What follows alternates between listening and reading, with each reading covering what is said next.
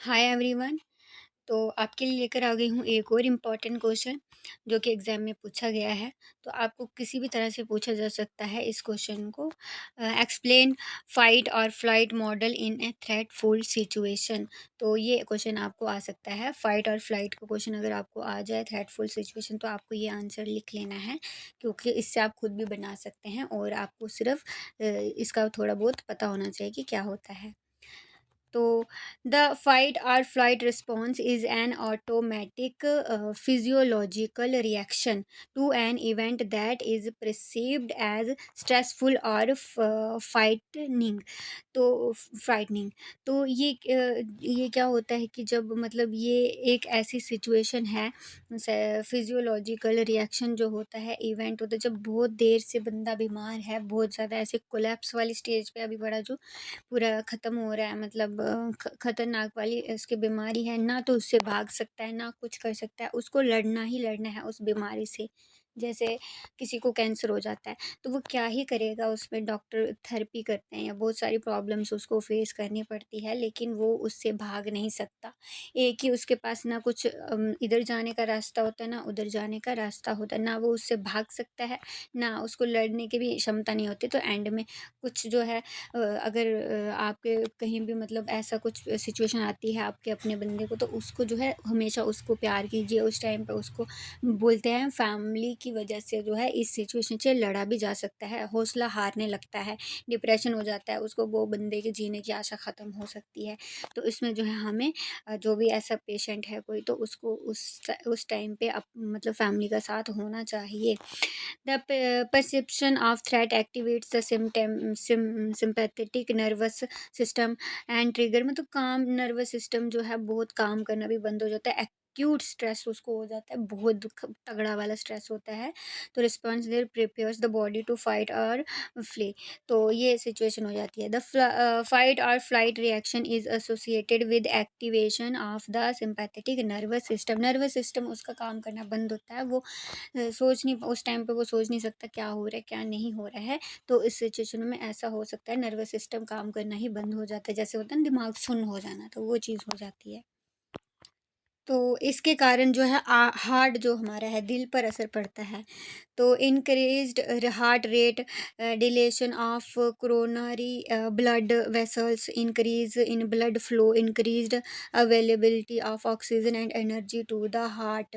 तो हार्ट पे असर पड़ता है। फिर सर्कुलेशन जो है, dilatation of blood vessels, serving muscles, constructions of blood vessels serving digestion, increased availability of oxygen to skeletal muscle, blood shunted to skeleton muscle and brain।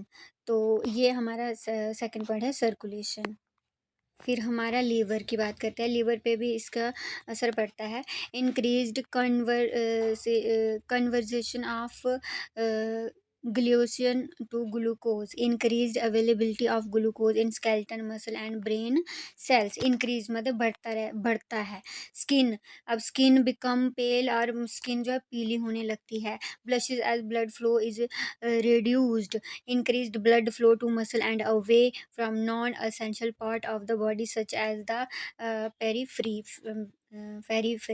तो ये होता होगा इसमें जो प्रॉब्लम्स उसके अंदर। तो जैसे आइज़ है, आइज़ में क्या होता है कि dilatation of the pupils allows in more light, so fight visual acuity is improved to scan nearby surroundings। इसी के अंदर हम एक और क्वेश्चन देख लेते हैं, 2 क्वेश्चन हो जाएँगे। और बहुत सारे मतलब कुछ और भी क्वेश्चन इम्पोर्टेंट करवा चुकी हूँ, तो उससे बहुत हेल्प होने वाली है आपको एग्ज़ाम में। तो यही दोबारा-दोबारा रिपीट पूछे जाते हैं या कुछ-कुछ चीज़ें ऐसी पूछी जाती हैं, इनमें से कोई ना कोई क्वेश्चन तो आपको आएगा ही। को बहुत सारे क्वेश्चन जो है इसमें से आ जाएँगे, इम्पोर्टेंट क्वेश्चन की वीडियो भी बना चुकी हूँ, तो कुछ आंसर भी मैंने दे दिए हैं, कुछ आप कुछ खुद भी अगर आपके पास बुक है तो आप खुद से भी निकाल सकते हैं। कुछ मैंने भी दे दिए हैं तो उससे बहुत हेल्प होने वाली है। What are the major distraction at the work place? ये कि एक इम्पॉर्टेंट क्वेश्चन है जो कि एग्जाम में पूछा गया है। There are a infinite number of distraction. Infinite मतलब इन्फिनिट नंबर है डायरेक्शन का, that can happen at work. Work की वजह से ये होता है, मतलब इन्फिनाइट मतलब बाहर पूरा इन्फिनिटी जो होता है आपने समझा होगा। तो मतलब पूरा उसका कोई नंबर ही नहीं है, मतलब उस इन्फिनिटी वर्क की वजह से ऐसा होता है। Every time you are distracted you immediately lost the situation awareness that is critical to staying safe on the job के लिए आप इतनी मेहनत करते हो, हार्ड वर्क कर रहे हो, इतना ज़्यादा मतलब कर रहे हो उसके लिए काम ताम, मतलब ना खुद को रेस्ट, ना माइंड रेस्ट, ना कुछ खुद को, मतलब ना देख रहे हो दिन, ना देख रहे हो रात, तो भाग रहे हो भाग दौड़ कर रहे हो, तो उस वजह से देखो कितनी प्रॉब्लम्स हो सकती हैं, हमेशा ध्यान रखना चाहिए। तो पहला है some of the most common distraction include, ये सम इम्पॉर्टेंट है। Looking down at your cell phone, एक ये लिख लेना है। Wearing headphone that block out important sound cues from the work environment. आपको जब आप हेडफोन्स पहनते हो, ब्लूटूथ जिसको बोलते हो, हेडफोन तार वाला होता है या दूसरा आप कुछ भी पहन रहे हो, कान पे भी असर पड़ता है इसका, और ये भी वर्क की वजह से उससे भी प्रॉब्लम्स आती है। फिर क्या होता है, poor house keeping, cluttered work space. इसको पॉइंट वाइज नंबर दे देना, जैसे एक है, दूसरा है, एंड तीसरा है, और फोर्थ है multitasking, dividing attention, trying to do too many things at once. एक टाइम पे मल्टीटास्क कर रहे हो, मतलब सारे काम एक साथ करने की कोशिश कर रहे हो। इंटरप्शंस, ये भी फिफ्थ पॉइंट लिख लेना। ड्रग और अल्कोहल इम्पेयरमेंट, मतलब ये चीज़ें भी लेना शुरू कर देते हो। Mental distraction caused by personal concern like family और फाइनेंशियल, डे ड्रीमिंग, और स्ट्रेस, एंजाइटी और वरी, टेंशन में रह रहे हो। फिर gossip, distracting conversation, physical distractions from pain, hunger और फैटी, तो रशिंग। ये कुछ सम इम्पॉर्टेंट पॉइंट्स जो कि एग्जाम में अगर आप लिख लें, क्योंकि ये 50 मार्क्स का ही होता है। इससे मैंने जब मैंने स्टार्ट किया था शायद मैंने बोल दिया था कि 50 मार्क्स का होता है, क्योंकि जो हमारी हाल टिकट होती है उसमें नहीं बताया जाता टाइमिंग, सिर्फ ये बताया जाता है 3 घंटे का एग्ज़ाम है, लेकिन कुछ क्वेश्चन पेपर जो हैं 50 मार्क्स के होते हैं। तो ये वाला BPAS जो है 186 जो है, ये भी आई थिंक 50 मार्क्स का होता है, हाँ 50 मार्क्स का होता है।